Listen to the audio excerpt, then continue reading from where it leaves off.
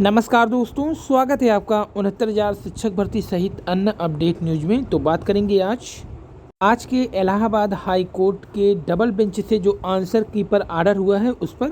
तो उस आर्डर में सिर्फ उन्हीं याचियों को लाभ होगा जो एक अंक से फेल हो रहे हैं, यानी एक अंक का मिलेगा जो एक अंक में फेल हो रहे थे, बाकी अन्य किसी का कोई लाभ नहीं मिलेगा।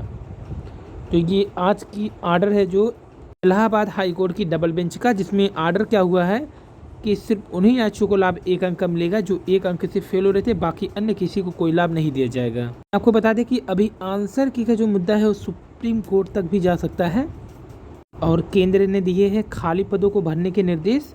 शिक्षक छात्र औसत निर्धारण को भी कहा है, साथ ही इसी आधार पर सहायक अध्यापक और प्रधानाध्यापक की तैनाती के भी निर्देश हैं। तो सिद्धार्थ नगर में देखिए, श्री धर्मेंद्र प्रधान, केंद्रीय शिक्षा मंत्री और उत्तर प्रदेश शिक्षा मंत्री श्री सतीश द्विवेदी जी के बीच यहाँ वार्तालाप चल रहा है।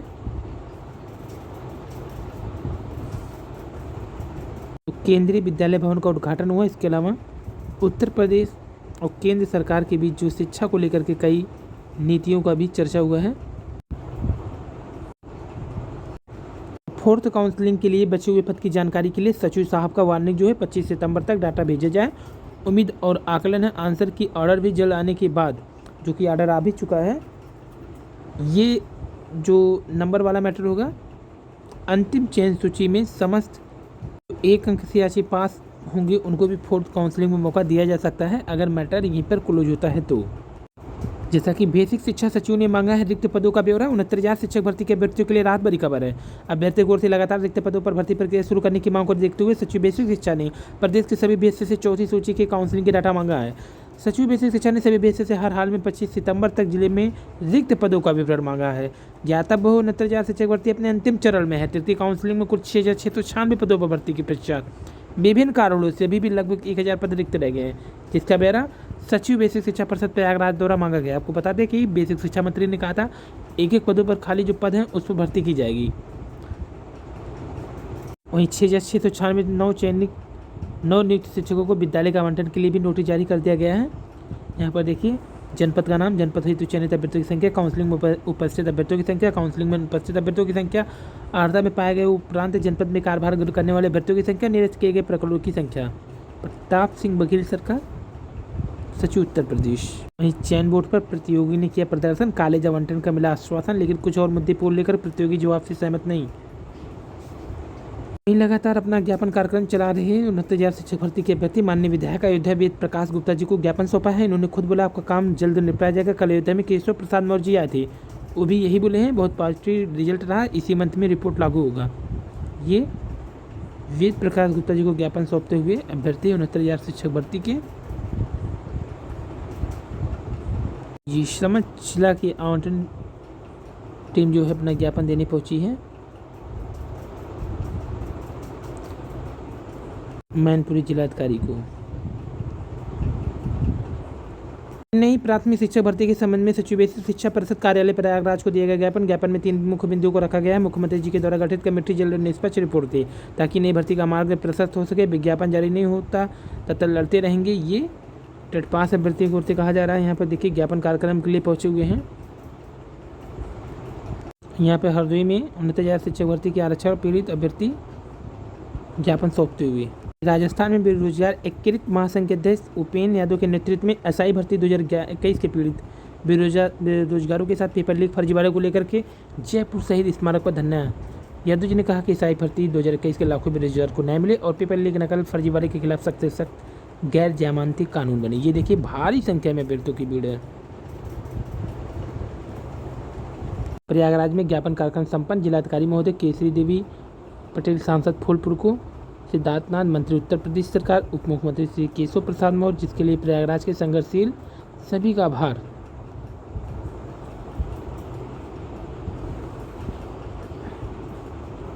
तो हेडमास्टर पद के लिए परीक्षा होगी। 40% पद परीक्षा से भरे जाएंगे। 60% पदों के लिए तय होंगे मानक। बेसिक शिक्षा परिषद के जूनियर हाई स्कूल में हेडमास्टर के पद पर तैनाती के लिए विभागीय परीक्षाओं को पास करना होगा। रिक्त पदों पर 40% भर्ती विभागीय परीक्षा से की जाएगी, वहीं 60% विभिन्न मानकों पर प्रोन्नति करके नियुक्ति दी जाएगी। और मुफ्त राशन लेने वाले किसानों ने बेचा 2000 करोड़ का अनाज, 66,000 राशन कार्ड धारकों ने सरकारी क्रय केंद्रों पर बेचा 3-3 लाख रुपये से ज़्यादा का धान। भर्ती परीक्षा के 1 माह के भीतर आएगा result. Aided junior high school शिक्षक भर्ती परीक्षा के लिए परीक्षा नियामक पदाधिकारी ने की तैयारी। 1894 पदों की परीक्षा 17 अक्टूबर को करा के 12 नवंबर को घोषित की जाना है परिणाम। और 3 अक्टूबर को होगी स्टाफ नर्स भर्ती की परीक्षा। 1 घंटा अतिरिक्त कार्य करेंगे एससी व पिछड़े वर्ग के अभियंता। पावर ऑफिसर एसोसिएशन ने ऊर्जा मंत्री के साथ बैठक के बाद किया ऐलान। वहीं निरीक्षण में गुटखा खाते मिले शिक्षक, एडीएम पूनम निगम ने दिया जुर्माने की कार्रवाई के निर्देश। 12 साल में बना था पूरब का ऑक्सफोर्ड। 24 मई 1867 को संयुक्त प्रांत के तत्कालीन गवर्नर विलियम म्योर ने कॉलेज विश्वविद्यालय खोलने की जताई थी इच्छा। 2 साल बाद 1869 में योजना तैयारी के बाद बनाई गई कमेटी। 16,000 रुपये जुटाने का लिया गया था संकल्प। 2,000 रुपये सर विलियम म्योर ने दिए थे दान।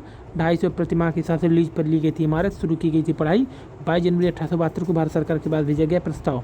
1 जुलाई 1872 से म्योर सेंट्रल कॉलेज में काम शुरू। 13 लोगों ने पहले सत्र में लिया था हिस्सा।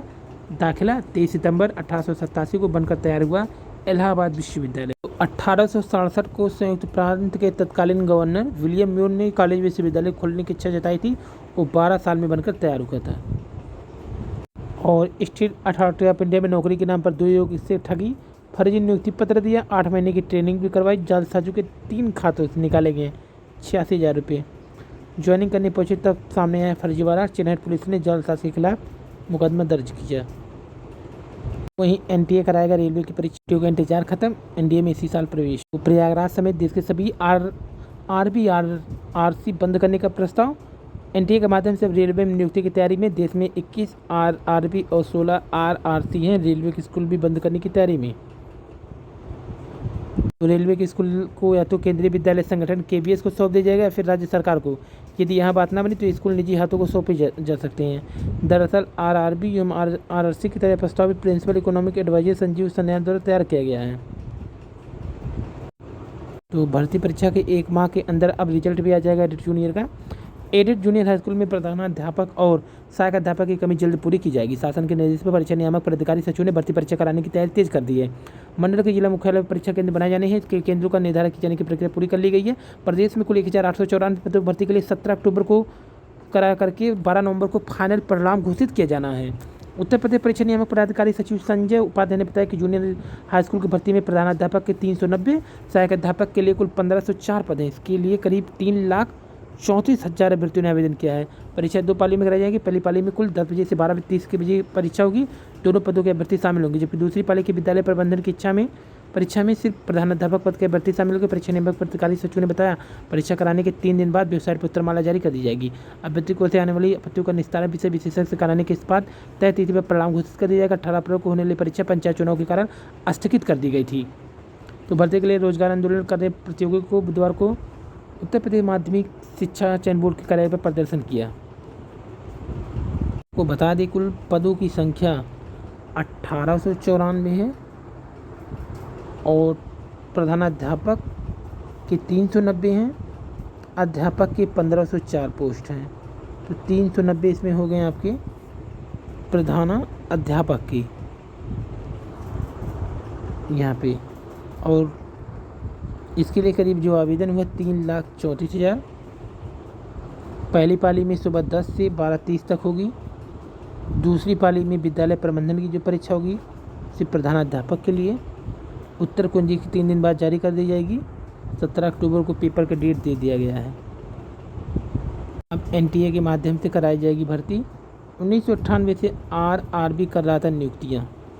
प्रयागराज समेत आरआरबी का गठन 1998 में हुआ था। तब से अब तक प्रयागराज आरआरबी द्वारा रेलवे में चालू नियुक्ति का प्रक्रिया देखा। वहीं आरआरसी की बात करें तो प्रयागराज आरआरसी भर्ती प्रक्रिया वर्ष 2005 से कर रहा है। अभी हाल में आरआरसी प्रयाग द्वारा विभागीय पदोन्नति की परीक्षा भी ली गई। तो यहाँ पर अब एनटीए के माध्यम से रेलवे में नियुक्ति होगी। प्रयागराज समेत देश के सभी आरआरबी और आरआरसी बंद करेंगे। वहीं रेलवे के स्कूल भी बंद करने की तैयारी में सरकार। बता दें आपको कि इसके अलावा रेलवे अगर देखें तो इनमें रेल कर्मचारियों के बच्चों की संख्या 15,399 है, जबकि बाहरी बच्चों की संख्या जो है 3,42,277 है।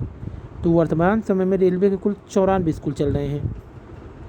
और इसके अलावा रेलवे 87 केंद्रीय विद्यालयों को भी प्रायोजित करता है। इसमें भी अधिकतर बच्चे बाहर की हैं।